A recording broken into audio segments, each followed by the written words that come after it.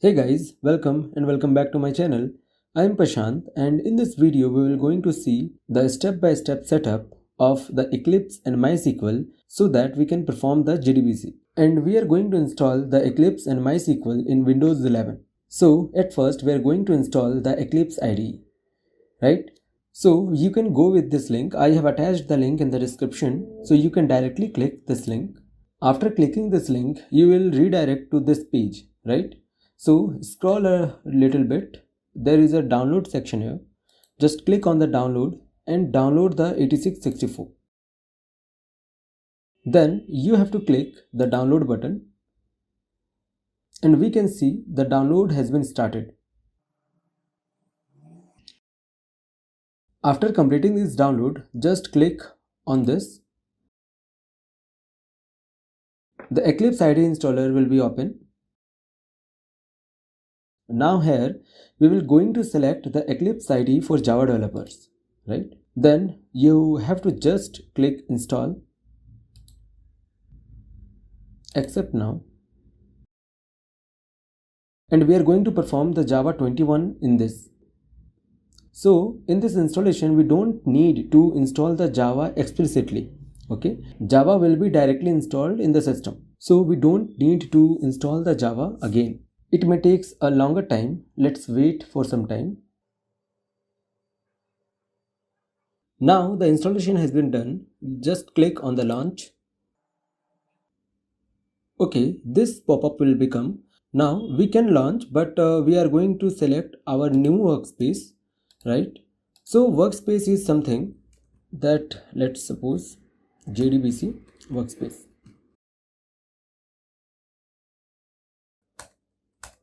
JDBC workspace, just select this folder. So the workspace is something where we will hold the projects, okay? If we are going to create a new Java project, then the whole Java project will be created on a same workspace, same folder, right? So I'm going to click use this as a default, just launch it. Then again we have to wait some time.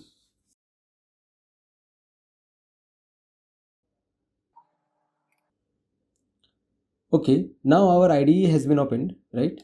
Just maximize it. We can click here for create a Java project, for creating the Java project, or you can click the file, then new, then Java project, right? Now let's suppose demo project. We will use to choose the Java SE. Okay, we will not going to create the module. Click on the next, okay, and finish. So here we can see our project inside the package explorer, right? And if you are not able to see the package explorer, just go to the Windows, then show view, then click on the package explorer, right? Then you will be able to see your project inside the package explorer. Now go to this source, just create a new class for checking is everything all fine or not. Let's write demo class, right? And in the package, let's write the JDBC dot p codes. You can give your own package name, right? Now we don't have to do anything. Then we will not going to inherit the abstract methods. Just click on the public static void main. We need the public static void main, right? Now let's remove this, and to maximize the font you can use the control plus plus, then write system.out.println.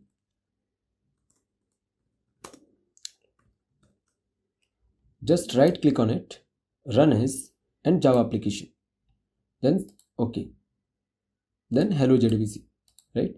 So our IDE is completely fine. So our Eclipse IDE has been downloaded and installed successfully, right? Now let's download the MySQL. You can go through this link. I have attached this link in the description below. Okay, just click the link. Then you have to go to the second download button, that is MySQL Installer Community 8.0, right? Just click on the download.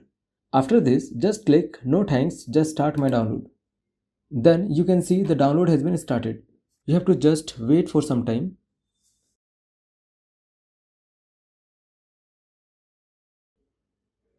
So after downloaded, you have to just click this installer.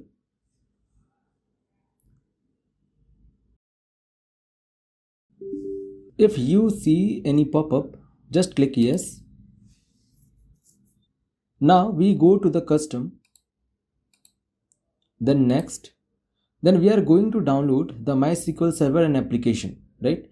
So the server, I'm going to the MySQL server, just click on this plus, then this, then click this arrow, then go to the application, then I'm going to install the workbench also. So clicking on this workbench, and again this right click.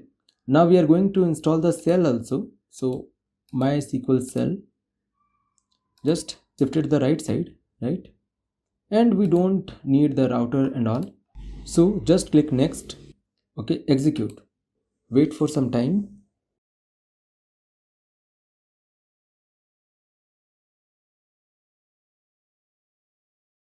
Okay, so our installation has been done. Now click on the next, then next.